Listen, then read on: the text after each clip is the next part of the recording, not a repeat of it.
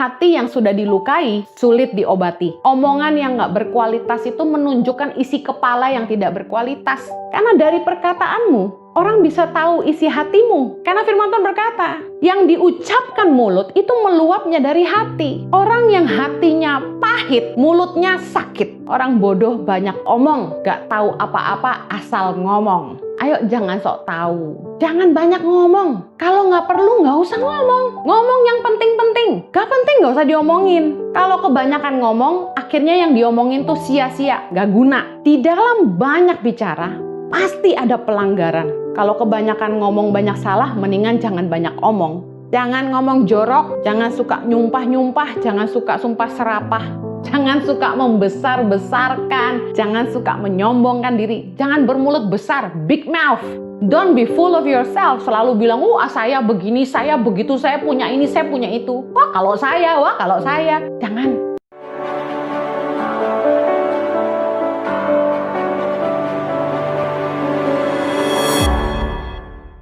Halo Shalom, senang sekali saya bisa melayani Anda kembali. Hari ini saya akan bicara tentang jangan asal bicara. Menjaga lidah adalah ibadah.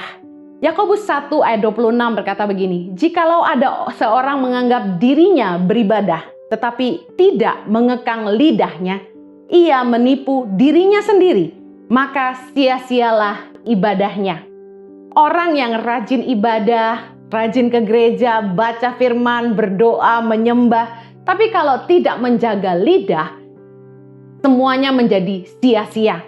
Yesus berkata, kita harus mempertanggungjawabkan setiap kata-kata sia-sia yang kita ucapkan pada hari penghakiman, yaitu ketika kita berhadapan dengan Allah. Matius 12 ayat 36 berkata begini, tetapi aku berkata kepadamu, setiap kata sia-sia yang diucapkan orang harus dipertanggungjawabkannya pada hari penghakiman. Yesus mengatakan demikian kepada kita semua, bahwa kita harus mempertanggungjawabkan setiap kata-kata sia-sia di hadapan Allah.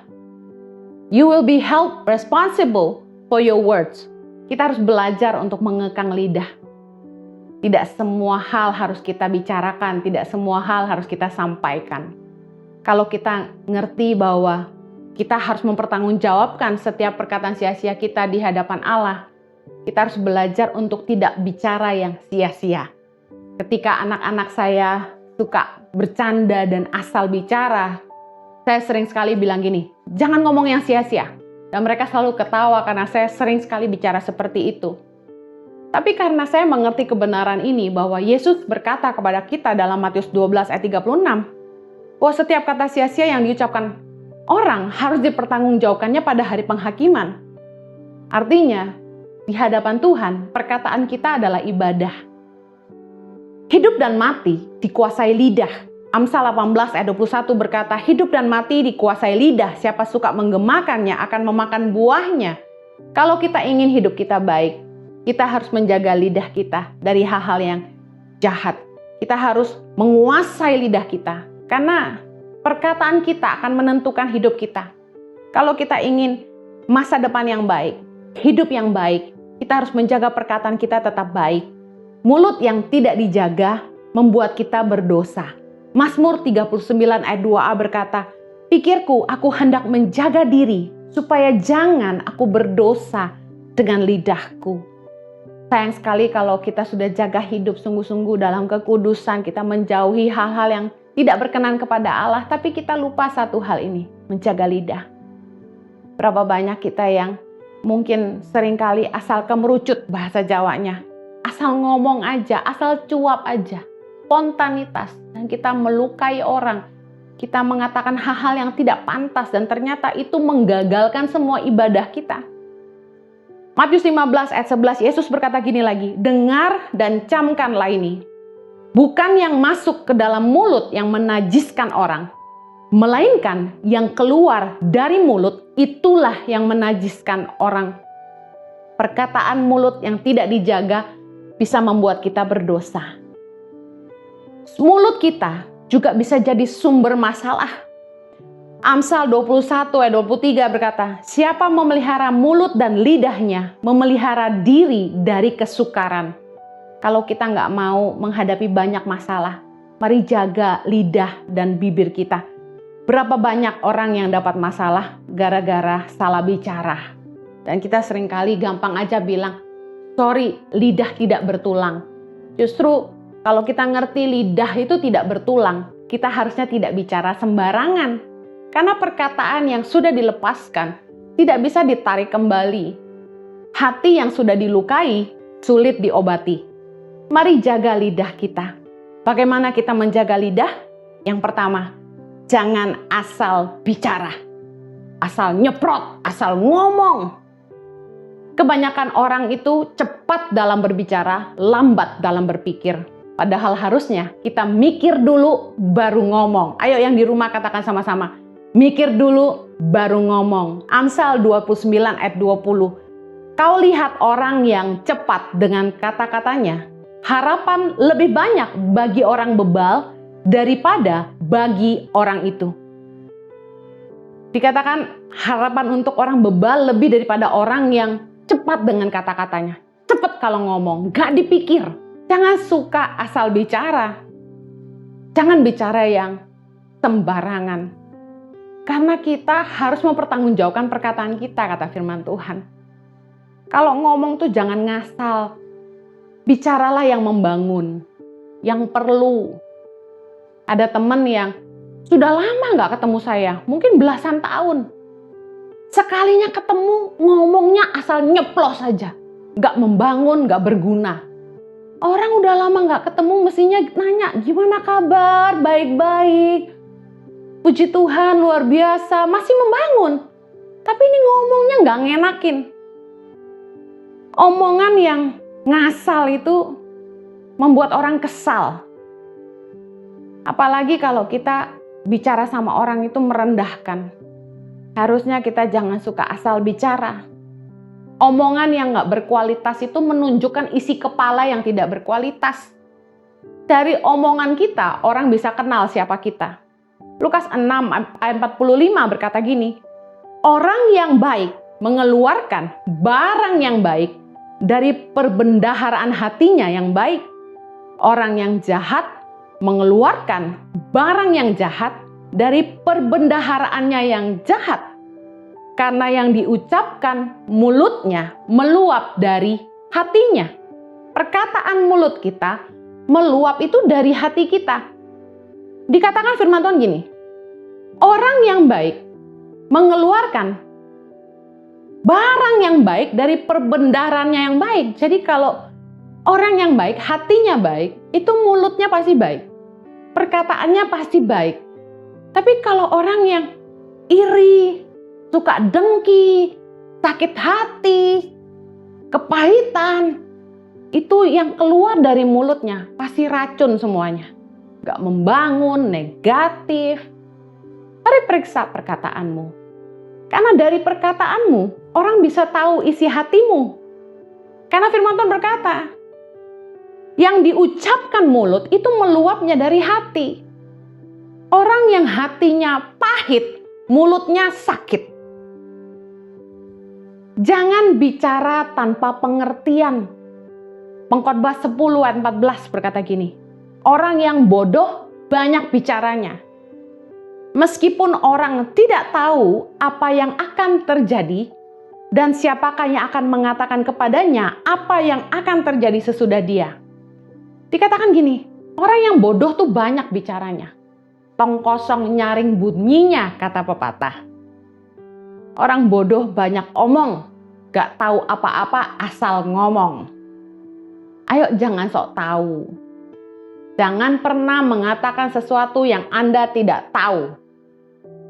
Jangan asal bicara kalau nggak tahu. Bilang aja nggak tahu. Kalau Anda ditanya apa-apa, bilang tidak tahu itu bukan kebodohan. Itu malah bagus daripada berdusta. Anda bilang saya tidak tahu. Daripada orang sok tahu, nggak tahu, bilang tahu. Saya belajar. Jangan ngomong sesuatu yang kita nggak tahu. Apalagi menilai hidup orang lain, sok tahu tentang hidup orang lain, menghakimi orang. Jangan sok tahu. Ayub 35 ayat 16 berkata, Maka Ayub berbesar mulut dengan sia-sia, banyak bicara tanpa pengertian. Banyak kan orang yang asal nyerocos saja. Satu kali di Instagram saya, ada yang komen gini, "Bu Heni, jangan sembarangan pakai ayat firman Tuhan. Ibu tuh kalau jadi motivator aja. Jangan sok-sok khotbah. Ibu harus sekolah pendeta, teologia," katanya gitu. Saya bacanya bengong. Lah saya ini teologia S2, disuruh sekolah lagi. Katanya saya motivator. Oh, bersyukur kalau saya dipikir motivator. Tapi saya mau katakan gini, kalau kita nggak tahu, jangan ngomong apa-apa. Kelihatan bodohnya. Lebih baik kita bilang nggak tahu kalau nggak tahu. Dan lebih bagus lagi, nggak usah komentar kalau nggak tahu. Kan malu. Orang bodoh banyak ngomong, kata firman Tuhan. Lebih baik nggak usah ngomong kalau nggak tahu. Yang kedua, bagaimana kita jaga omongan kita? Jangan banyak bicara. Jangan bawel. Pengkhotbah 6 ayat 11. Karena makin banyak kata-kata, makin banyak kesia-siaan. Apakah faedahnya untuk manusia? Makin banyak ngomong, makin banyak kata sia-sia. Ingat tadi Yesus berkata bahwa kita harus mempertanggungjawabkan setiap kata sia-sia di hari penghakiman. Jangan banyak ngomong. Kalau nggak perlu nggak usah ngomong. Ngomong yang penting-penting. Gak penting nggak usah diomongin. Kalau kebanyakan ngomong, akhirnya yang diomongin tuh sia-sia, gak guna. Saran saya nih ibu-ibu, jangan suka nongkrong-nongkrong yang gak penting. Antar anak sekolah, pulang nongkrong di kafe. Paling yang bagus omongannya tuh yang berguna tuh 30 menit pertama. Maksimal sejam lah. Tapi selebihnya pasti udah ngomongannya kemana-mana. Makanya kita kalau meeting, itu paling lama, paling efektif itu 1 jam. Dipadatin dalam 1 jam, lebih dari 1 jam. Terlalu banyak hal sia-sia yang kita bicarakan, buang waktu. Jangan nongkrong-nongkrong yang gak penting, karena dengan begitu kita memberi ruang untuk ngomong yang sia-sia lebih banyak. Amsal 10 ayat 19. Di dalam banyak bicara, pasti ada pelanggaran. Tetapi siapa yang menahan bibirnya berakal budi. Orang yang berakal budi, orang yang cerdas, orang yang bijak itu bisa nahan mulut. Di dalam banyak bicara, pasti ada pelanggaran. Kalau kebanyakan ngomong banyak salah, mendingan jangan banyak omong. Orang yang cerdas itu bisa membedakan apa yang perlu dibicarakan, apa yang perlu ditahan. Saran saya, jangan curhat sama orang yang banyak ngomong. Karena tipe orang yang banyak ngomong itu nggak bisa nyimpen rahasia. Dia nggak bisa nyimpen untuk dirinya sendiri. Harus ditumpahin gitu. Wah, yang kayak gini nggak bisa dipercaya. Amsal 14 ayat 23 berkata begini. Dalam tiap jerih payah ada keuntungan. Tetapi kata-kata belaka mendatangkan kekurangan saja. Kalau orang tuh kerja, jerih payah, itu pasti ada keuntungan, ada hasil. Tapi kalau ngomong doang, gak ada hasilnya, yang ada miskin, kata firman Tuhan gitu, mendatangkan kekurangan. Tadi peribahasa kata, tong kosong nyaring bunyinya. Orang yang banyak bicara, itu sedikit bekerja. Coba perhatikan. Orang tuh kalau fokus, konsentrasi, berpikir, dia gak bisa ngomong. Dia pasti diam.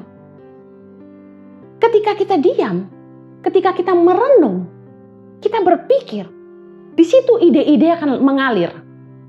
Tapi kalau kita ngomong terus, kekreativitasan macet. Tuhan juga tidak bisa bicara sama kita. Makanya saya senang menyendiri. Senang tempat sepi. Gak usah ngomong sama siapa-siapa, ngomong sama Tuhan aja dan dengerin Tuhan bicara. Itu indahnya luar biasa. Orang yang banyak ngomong pasti sedikit bekerja. Mana bisa kerja kalau ngomong terus? Selain Anda sales, jualan, ya harus ngomong ya, kerjaannya ngomong. Harus nawarin, "Ya, dibeli Ci, dibeli Bu, dibeli gitu ya. Apalagi jualan di pasar, harus rame, harus nawarin. Tapi waktu mikir kan diem. Kalau masak ngomong terus, maunya nuang garam yang kita tuang gula. Saya kalau sama suami tuh senangnya gini, kalau kita berdua lagi ngerenungin firman, Jojo diam, saya diam. Jadi masing-masing tenggelam gitu. Masing-masing fokus. Bayangin ya, saya pengen diem, misalnya punya suami yang bawel gitu. Aduh, ribet. Dari dulu memang kurang suka yang cerewet gitu ya. Nah, mari belajar yuk bicara. Karena dari banyak bicara, banyak pelanggaran kata firman Tuhan. Ngomong yang penting aja. Yang ketiga, jangan bermulut besar. Amsal 30 ayat 32. Bila engkau menyombongkan diri tanpa atau dengan berpikir, tekapkanlah tangan pada mulut. Artinya gini, kalau sampai kita tuh nyombongin diri sendiri, memuji diri sendiri dengan atau tanpa sengaja, kita harus tutup mulut kita. Jangan diterusin.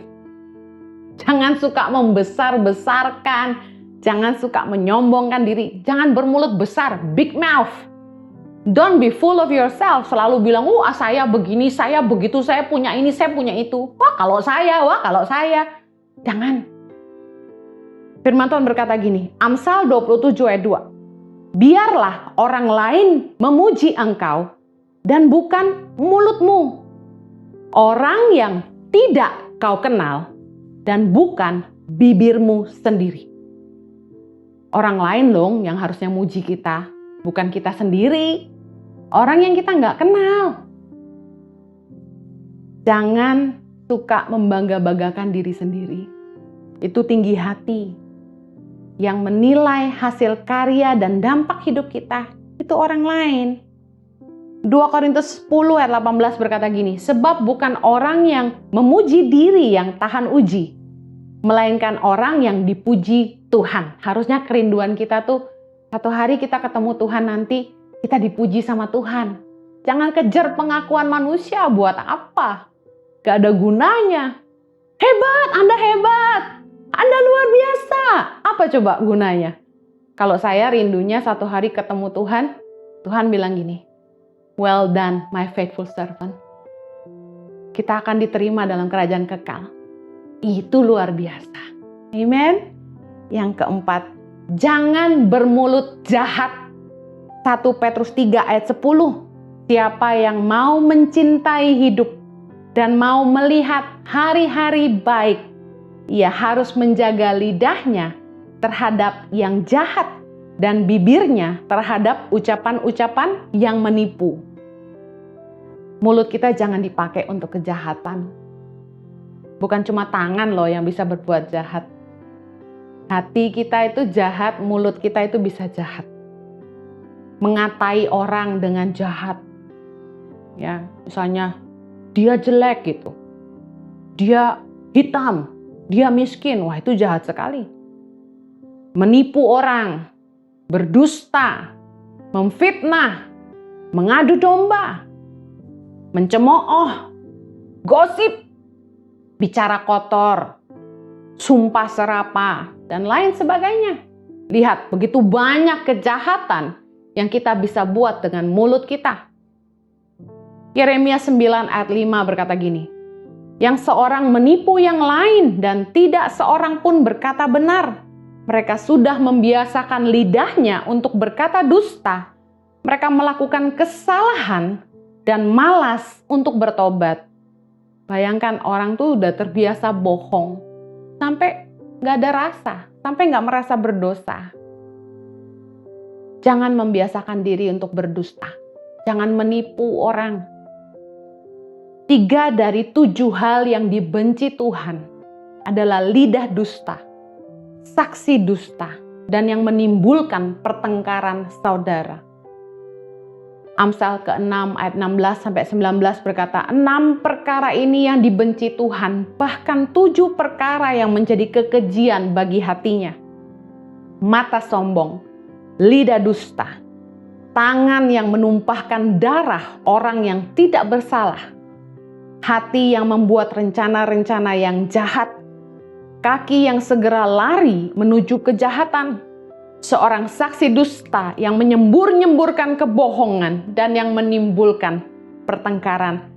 Saudara, jangan suka berdusta, jangan suka mereka-reka cerita, jangan suka ngadu domba orang, apalagi sampai membuat perpecahan saudara. Jangan suka fitnah-fitnah orang. Luar biasa bagaimana orang tuh bisa membuat cerita yang tidak ada jadi ada.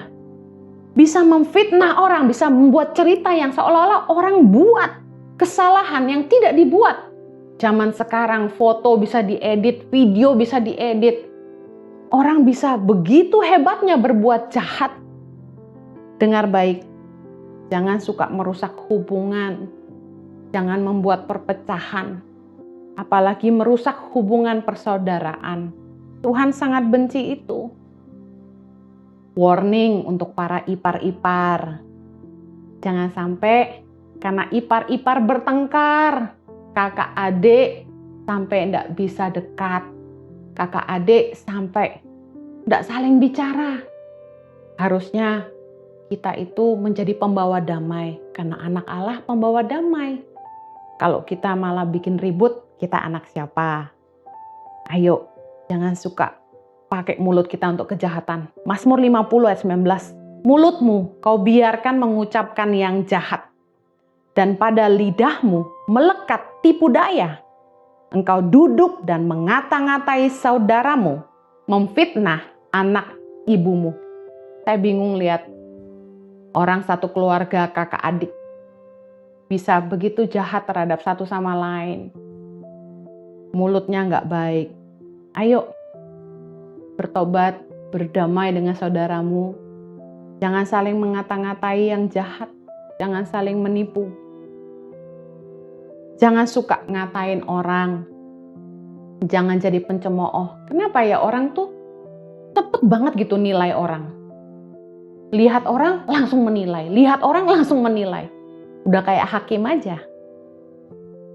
Jangan suka jadi pencemooh yang selalu menilai hidup orang lain. Tahukah Anda bahwa pencemooh itu troublemaker, pembuat masalah? Amsal 22 ayat 10 bilang, usirlah si pencemooh, maka lenyaplah pertengkaran, dan akan berhentilah perbantahan dan cemooh. Ada orang-orang tuh yang mulutnya tuh cepat sekali gitu, kalau nilai orang. Si gendut, tukang makan, tukang tidur, cepet banget gitu mulutnya, heran. Jangan suka gosip, jangan suka ngomongin orang lain. Urus diri kita sendiri. Yang terakhir, jangan ngomong kotor. Don't make an excuse. Sorry, lagi marah gue tadi.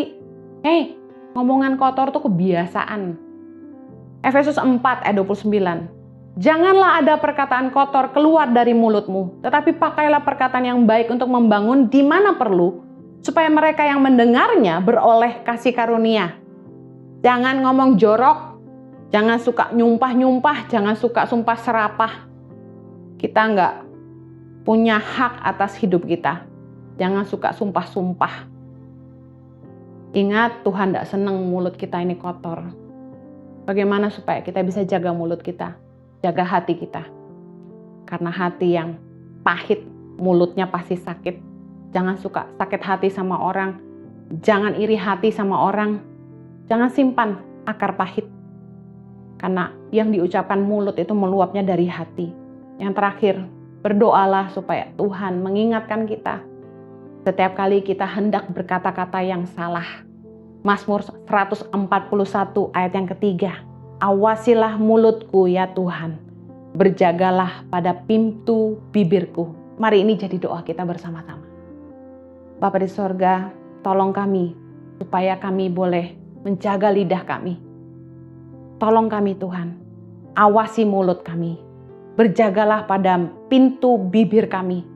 Supaya kami tidak mengatakan yang sia-sia, kami tidak menyombongkan diri, kami tidak mencemooh orang lain, kami tidak berkata-kata yang jahat terhadap orang lain. Tuhan, kami tidak berkata yang kotor. Tuhan, Kuduskan dan sucikan hati kami dan mulut kami Tuhan, agar hidup kami layak di hadapan-Mu. Menyerahkan umat-Mu ke dalam pimpinan-Mu. Di dalam nama Yesus kami berdoa. Amen.